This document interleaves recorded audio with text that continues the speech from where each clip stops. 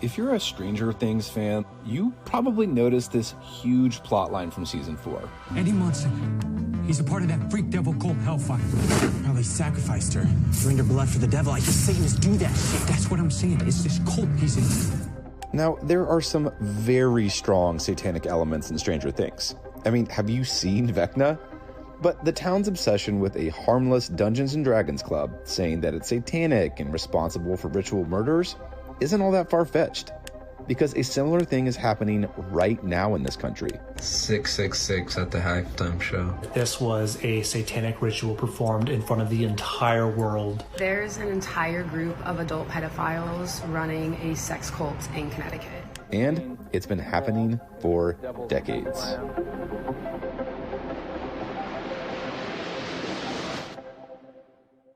To help me walk you through what we're dealing with, I called up Brandy Zadrozny. She's a senior reporter here at NBC News, and she has spent years combing through the darkest corners of the internet. Can I tell you, my inbox has been a nightmare since yesterday. Brandy published an in-depth story about how Satanic Panic was making a comeback in the US a day before I talked to her. The basic gist of it is that there are more and more people in certain online communities and increasingly in real life who believe there are huge organized groups of pedophiles and Satanists abusing children and murdering people throughout the US. What brought this story to your radar? So since 2018, we've been looking into this phenomenon, this conspiracy theory called QAnon. And QAnon posits that this great evil cabal is operating and abusing children all over the world. A big part of that has actually been folded in with the Pizzagate conspiracy theory that predated that one. Pizzagate, the debunked internet conspiracy theory that a Washington, D.C. pizza restaurant was involved in a child sex ring tied to Democrats. And that involved specifically satanic themes, right? The drinking the blood of children and satanic rituals. And so this Satan stuff has sort of been in the air, and it's really been online, right? But this summer was the first time that we really saw online stuff moving into real life things. This prosecutor in Utah got up in front of a press conference and said, I mean, the allegations that are there are so outlandish and so crazy, alleging that we were guilty of cannibalizing young children and murdering young children. Something that's a complete farce.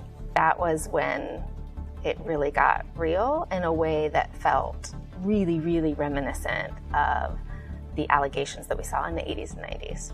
There is no doubt that teenage satanic activity in this country is increasing dramatically. Unofficially, some charge that army bases have become sanctuaries for devil worshippers.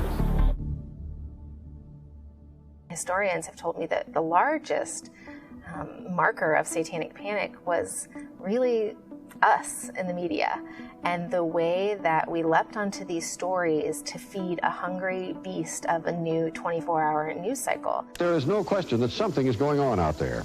Nationwide, we found that minor cases of satanic activity light up the map. Not a single state is unaffected. Every network started hosting these PSAs, public service announcements, to make you aware. Every day in this country, 60 kids disappear. 20,000 kids a year, one kid at a time, maybe your kid. We started covering courts 24/7, but it started becoming infotainment, right? So we're not just here to tell you what's happening, we're here to shock you, surprise you, dazzle you. Devil worship, exposing Satan's underground. We are certain that Satanism exists. It exists, and it's flourishing. We want to keep your eyeballs glued to this station. My next guest was used also in worshiping the devil, participated in human sacrifice rituals and cannibalism. The people like Oprah and Geraldo, who came along and they gave us the sort of television that we can associate with all of these people. Rituals in which babies would be sacrificed. That was the recipe then, and this is the recipe now. Politics plus networked communication systems. We are being attacked by Satan, and Satan has taken over, in many respects, these people, like Nancy Pelosi. In the 80s and 90s, we know what happened.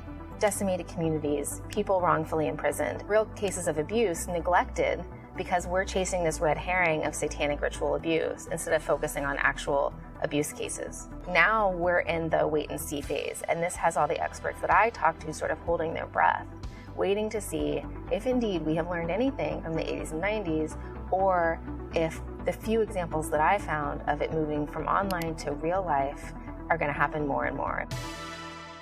But the Satanic Panic didn't just end in the 90s. The same kind of stuff is happening right now. The most prominent of these is probably Representative Marjorie Taylor Greene from Georgia. It's whispered softly and gently into your ears and into your soul. That's how Satan sells a sin, and that's how he sells abortion. Tucker Carlson just the other day on his show said that trans people were satanic. When you say you can change your own gender by wishing it, you're saying you're God. And that is satanic. We saw it after Joe Biden's speech in Philadelphia. The imagery there was almost satanic with that blood red lighting and the two Marines behind him. It was just insane. In your reporting and as you're kind of talking to experts, what are they primarily attributing the rise of the kind of current satanic panic? What are they attributing that to? History doesn't always repeat, but it rhymes, right? So they're seeing a lot of similarities between the 80s and 90s panic and what we have now. We have an emerging hyper-Christian right that is rebelling against norms and other parties maybe getting more power or more equality or equal rights. We saw that in the 80s, 90s as a backlash to the counterculture revolution of the 60s and 70s. So we're in a very similar sort of political time like that. Is this a hyper-vocal but small group of folks online kind of yelling into the void? I don't know. I don't know how big this is in real life. But what happens online happens in real life. So what happened online before January 6th? Yes, we will have a plan for D.C. People were yelling and ranting about how they were going to do violence and how they believed the election was stolen. And then it came to real life. We saw that happen on January 6th. The very same people who were talking did the things that they were going to do. There are tens of thousands, that's being modest right now, talking about this stuff online that becomes very dangerous from an extremism reporter's point of view. When people start to see their side is good and the other side is evil, irredeemable, satanic.